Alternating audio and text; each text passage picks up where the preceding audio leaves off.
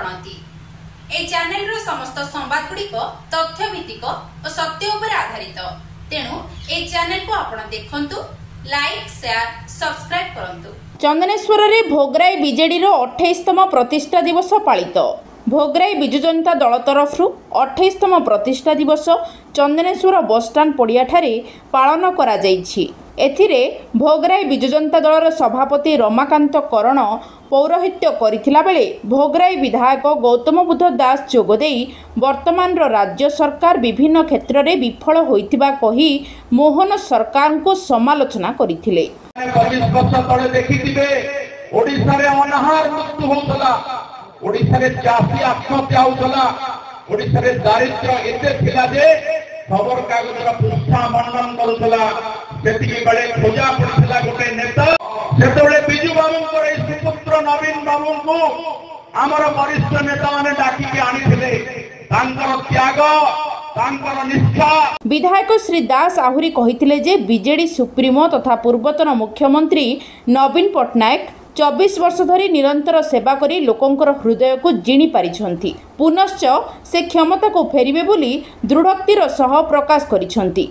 अन्यमानक मध्यरे भोगराई पंचायत समिति अध्यक्ष प्रवीर कुमार गिरी, पंचायत समिति उपाध्यक्षा मीनाराणी सासमल, ब्लॉक रो पूर्वतन अध्यक्ष गणपति गिरी, जिला उपसभापति तपन कुमार पंडा, ब्लॉक साधारण संपादक हेमंत बेहेरा, जिला परिषद सदस्य प्रतिमा चांद, जिला परिषदर पूर्वतन प्रेसिडेंट निवेदिता महांती, जिला परिषद सदस्य कविता महांती, दमयंती साहू, पूर्वतन सरपंच नगेंद्रनाथ पात्र, प्रदीप बेहेरा, समिति सदस्य गोविंद दास, दलर कर्मकर्ता तापस दास महापात्र, सुशांत कुमार नायक, देवाशीष चांद प्रमुख जोगदेई 24 वर्षर बीजेडी सरकार सुशासन संपर्क में कहिथिले।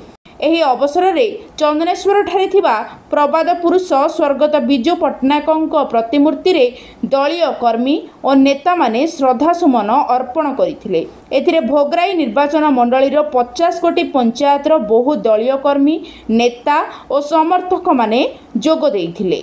शेषरे युव नेता बुद्धदेव पंडा धन्यवाद देइथिले। बिजू जनता दलर 28तम प्रतिष्ठा दिवस आज आमे बाबा चंदनेश्वर पीठरे भोगराई निर्वाचन मंडली तरफ अत्यंत आडंबरपूर्ण भाव पालन कलु।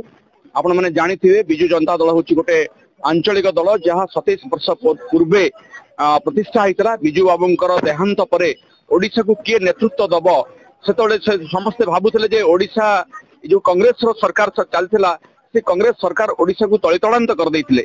आ सेही समय रे बिजू बाबूंकर सुपुत्र नवीन बाबू आसीथिले एवं ओडिशा शासन भार नैथिले। आ 25 वर्ष धरी ओडिशा को से सुशासन दैछंती। तांकर शासन समय रे ओडिशा गोटे गरीब राज्य रु गोटे समृद्ध विकसित राज्य रे परिणत हेछि। आज तार आमे श्रुति रमंथन कलु। ता छडा ए निकट रे जो निर्वाचन हेछि एथिरे तो आपण माने समस्त जानिछथि। आज तो भोट रो जो गड़बड़ हेछि से गड़बड़ रे सरकार चल जाछि बोली अनेक लोक कहिलेनी। तार प्रमाण मध्ये मिलिलानी। ता से कथा छाडी के मध्ये मिछ कहि कि सरकार को आछंती भारतीय जनता पार्टी से सरकार शासन आपण देखिछंती। 6 मासरे ओडिसा रो 6 अवस्था कर सारलेनी। एभली गोटे संकट समय रे ओडिसा को पुणी थरे नवीन बाबूंकर नेतृत्व आवश्यकता रही से कथा लोके मर्मे मर्मे अनुभव कलेनी। ओडिसा रो समस्त आज एठी आलोचना रे एही कथा रखिलु जे कि ओडिसा रे दीर्घ 27 वर्ष धरी ए दल जो गठन हेछि माननीय पूर्वतन मुख्यमंत्री नवीन पटनायक नेतृत्व रे बिजू पटनायक देहांत परे तांकर सुपुत्र एवं ओडिशा को 25 वर्ष धरी जो सेवा देइचंती ओडिशावासी एथिरे बहुत खुशी एवं बहुत माने अनुभवी जे कि निर्वाचन अति निकट रे जाइथिला। सेथिरे जो नवीन पटनायक सरकार क्षमता को आसी पारला नाही सेति प्रति लोके बुझिलेनी जे कोन गोटे भूल कोन प्रकार निष्पत्ति रे ए भली परिवर्तन हैला। तेणु सेटा आज मध्य लोके बुझी पारु नाहंती। तेणु ईवीएम टेम्परिंग हो बा लोकों को जो मिथ्या प्रतिश्रुति देइथिले सेतिरे समाने मोहित हेकी हो जहा भूल हेइतिला जहा प्रतिश्रुति देइथिले ता तो पालन करि पारु नाहंती। ये सरकार मध्य सठी भाव रे चलै पारु नाहंती। लोकों को जहा कहउचंती ताहा कार्य रे परिणत करि पारु नाहंती।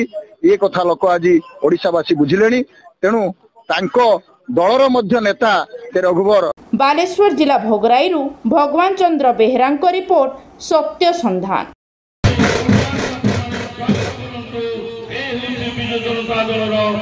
आज जय यात्रा आरंभ मात्र यही उपलक्षे मुझे निवेदन करी आमर